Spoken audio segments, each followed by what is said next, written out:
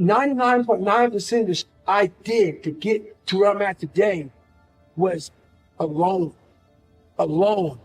out there running in cold and heat, suffering in pools, trying to swim, at home in a room by myself, trying to teach myself how to read and write, how to study. You know, no one saw that. There was no video camera, there was no podcast, there was no Who's David Goggins. It was me. Just for me trying to get in the military. Everybody can do it. It's easy. Just trying to learn how to read and write was something that blows Rocky away. Because I'm proud of what I created, but I'm more proud I created without an audience, without a cheering squad, without someone like, come on, man, you got it, you can do it. You know who you are. But there's no motherfucker out there when you're running. And you're at mile 75, 150-mile race, ain't nobody cheering for you. You're broken, you're defeated. It's you and you alone in your head. And I stayed that way for the better part of 30 years, trying to figure it out. A lot of us are going through fucking hell. Maybe not as bad as me, maybe worse than me. But they don't know how to express it because we're supposed to live in a world where we have to talk a certain way. We have to walk a certain way. We have to act a certain way. Nothing gets handled in that fucking world. You stay stuck in that world. You stay in a world of things will get better because someone said they would, and I need to find peace. No, you need to go to war with yourself, man. At the end of that war, you'll sit back all damaged and bruised and scarred up and stuff, and maybe your stomach muscles so tight that you may lose 2 inches on your body. Who knows? But at the end of that war, you're gonna sit back on the couch, maybe have a glass of water, drink a beer.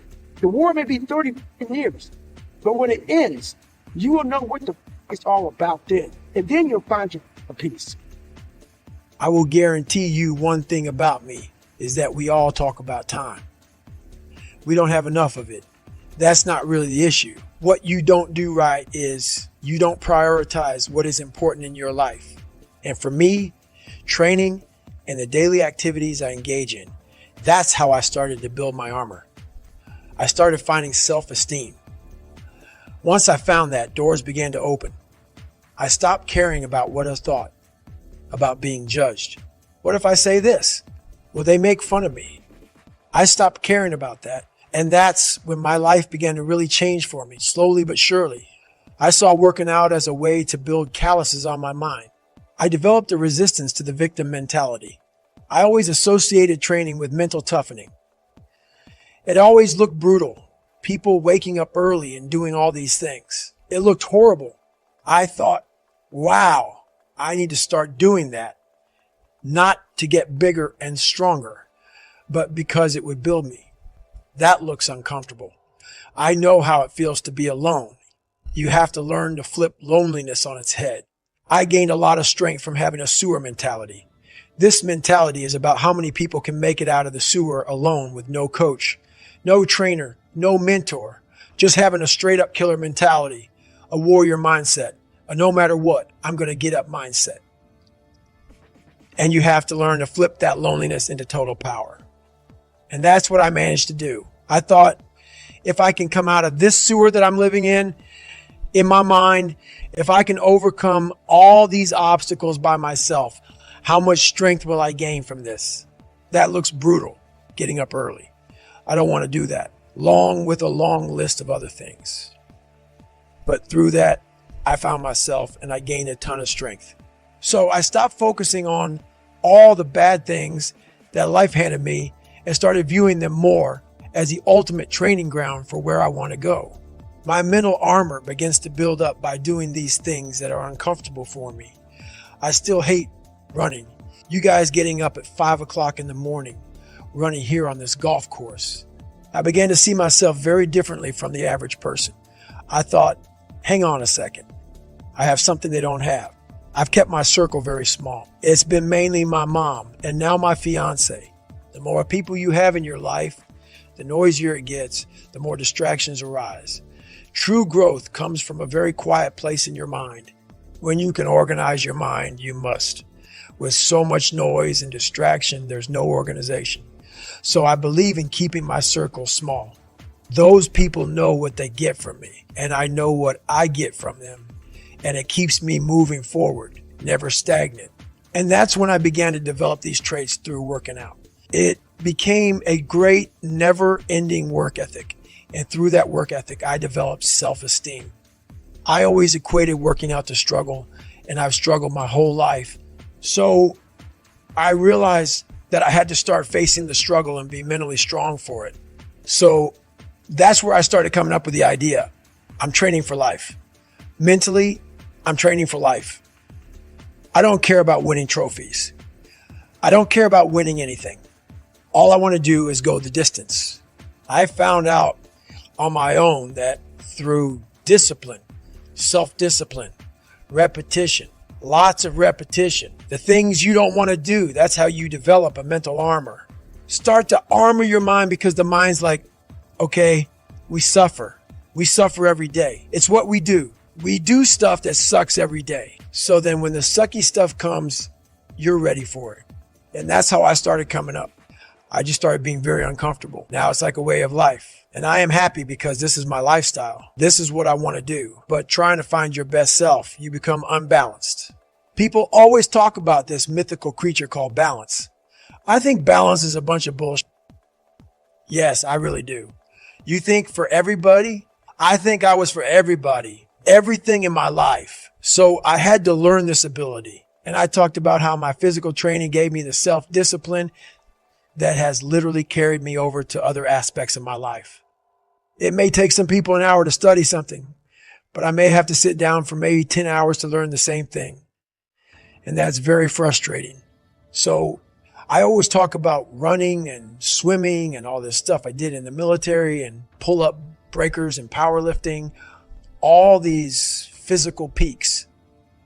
Some of the hardest things I do in my life were just learning, but I got that self-discipline from waking up at 3 and 4 o'clock in the morning to go out in the cold weather to get my run in, to get my lift in, to get my swim and do those things.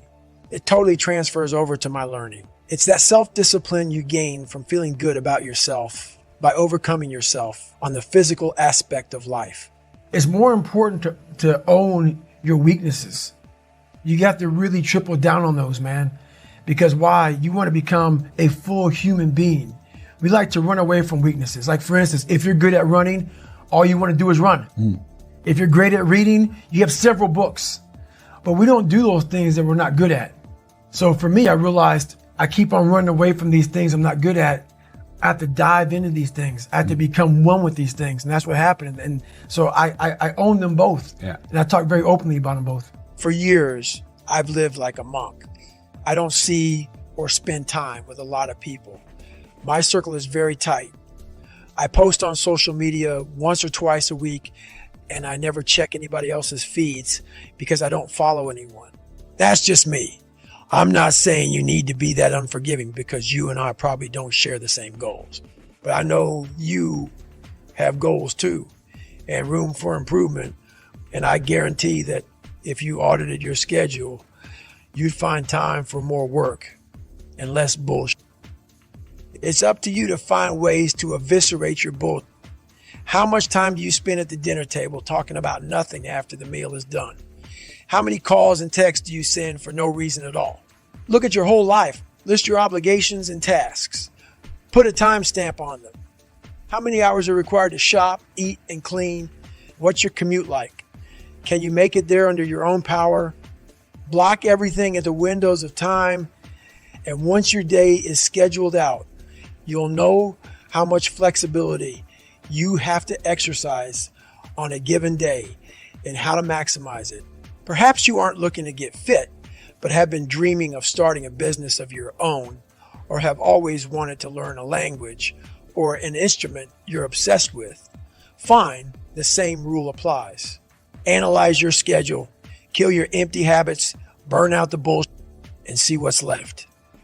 Is it 1 hour per day? 3? Now maximize that. That means listing your prioritized tasks every hour of the day. You can even narrow it down to 15-minute windows. And don't forget to include backstops in your day-to-day schedule. Remember how I forgot to include backstops in my race plan at Ultraman? You need backstops in your day-to-day schedule too. If one task bleeds into overtime, make sure you know it and begin to transition into your next prioritized task straight away. Use your smartphone for productivity hacks, not clickbait. Turn on your calendar alerts. Have those alarms set.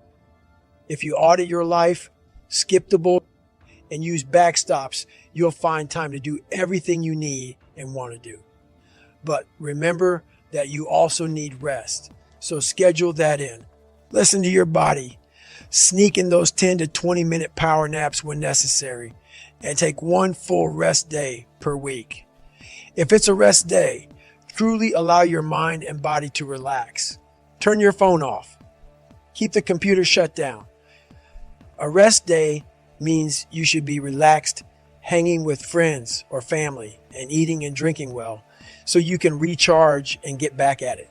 It's not a day to lose yourself in technology or stay hunched at your desk in the form of a damn question mark. The whole point of the 24-hour mission is to keep up a championship pace, not for a season or a year, but for your entire life.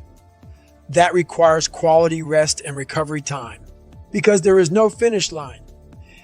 There is always more to learn, and you will always have weaknesses to strengthen if you want to become as hard as woodpecker lips.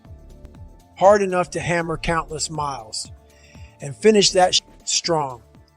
Would you say you've built this almost like sadistic quality where you almost enjoy the pain? I don't enjoy it.